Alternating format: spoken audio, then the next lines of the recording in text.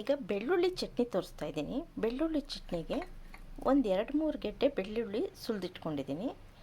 ಒಣ ಕೊಬ್ಬರಿ ಒಂದು ಬಟ್ಲು ತುಂಬ, ಒಂದು 5-6 ಮೆಣಸುಕಾಳು, ಆಮೇಲೆ ರುಚಿಗೆ ತಕ್ಕಷ್ಟು ಉಪ್ಪು, ಹುಣಸೆಹಣ್ಣು, ಒಂದು ಸಣ್ಣ ನಿಂಬೆಹಣ್ಣು ಗಾತ್ರ ಹುಣಸೆಹಣ್ಣು, ಮೆಣಸಿನ್ಕಾಯಿ ಒಂದು 6 ತೊಗೊಂಡಿದ್ದೀನಿ, 2 ಬ್ಯಾಡಗೆ ಮೆಣಸಿನ್ಕಾಯಿ, 4 ಗುಂಟೂರು ಮೆಣಸಿನ್ಕಾಯಿ ತೊಗೊಂಡಿದ್ದೀನಿ. ಇದಕ್ಕೆ ತುಪ್ಪ ಹಾಕಿ ತುಪ್ಪದಲ್ಲೇ ಹುರ್ಕೋಬೇಕು. 2 ಸ್ಪೂನ್, ದೊಡ್ಡ ಸ್ಪೂನಲ್ಲಿ 2 ಸ್ಪೂನ್ ತುಪ್ಪ ಹಾಕಿದ್ದೀನಿ. ಸಾಸಿವೆ,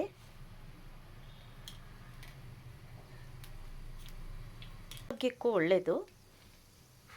ಈಗ ಸಾಸಿವೆ ಸಿಡಿದ್ಮೇಲೆ ಬೆಳ್ಳುಳ್ಳಿ ಹಾಕ್ಕೋಬೇಕು. ಇದಕ್ಕೆ ಎಣ್ಣೆ ಸೋಗಿಸೋಂಗಿಲ್ಲ, ಚೆನ್ನಾಗಿ ತುಪ್ಪದಲ್ಲೇ ಹುರ್ಕೋಬೇಕು ಎಲ್ಲನೂ.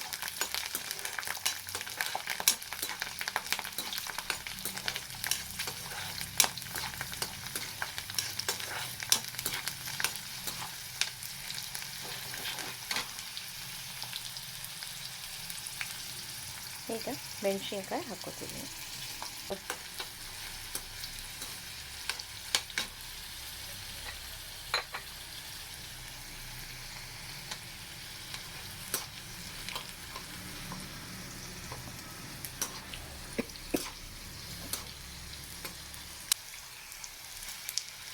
ಈಗ ಒಣ ಕೊಬ್ಬರಿ ಹಾಕ್ಕೋತಾ ಇದ್ದೀನಿ,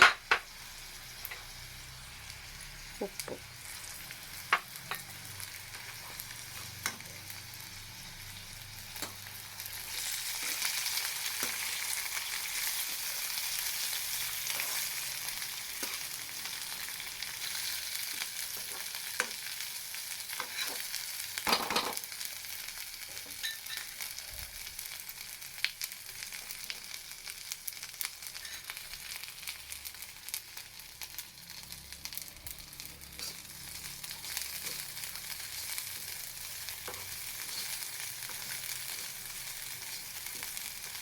ನೋಡಿ ಸ್ವಲ್ಪ ಕೆಂಪಗಾಗೋ ತನಕ ಹುರ್ಕೊಂಡಿದ್ದೀನಿ.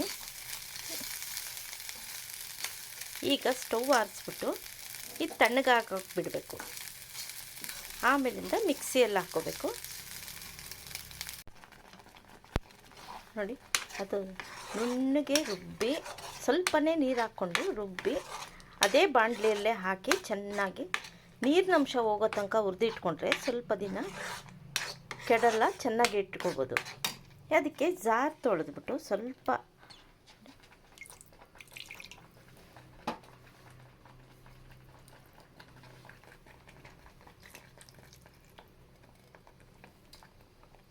ನೀರು ಹಾಕ್ಕೊಂಡು ಹುರ್ಕೋಬೇಕು.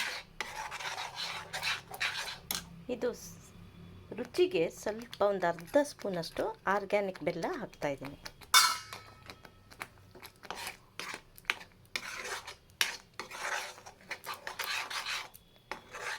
ನಿಮಗೆ ರುಬ್ಕೋಬೇಕಾದ್ರೇ ಖಾರ ಅನಿಸಿದ್ರೆ 1 ಮೆಣಸಿನ್ಕಾಯಿ ಅಥವಾ 2 ಮೆಣಸಿನ್ಕಾಯಿ ತೆಗೆದಿಟ್ಕೊಳ್ಳಿ. ನಿಮ್ಗೆ ಎಷ್ಟು ಬೇಕೋ ಅಷ್ಟು ಖಾರಕ್ಕೆ ರುಬ್ಕೊಂಡು ಇಟ್ಕೊಳ್ಳಿ. ಇದು ಬೇಕಾದ್ರೆ ತಿಂಗಳಿರುತ್ತೆ. ಎಲ್ಲ ಟೂರ್ ಹೋಗ್ಬೇಕಾದ್ರೂ ಇದು ತೊಗೊಂಡು ಹೋಗ್ಬೋದು. ಬೆಳ್ಳುಳ್ಳಿ ಚಟ್ನಿ ಸ್ವಲ್ಪ ನೀರಿನಂಶ ಹೋಗೋ ತನಕ ಹಿಂಗೆ ಮುಚ್ಚಿಟ್ಟು ಬೇಯಿಸ್ಕೊಳ್ಳಿ.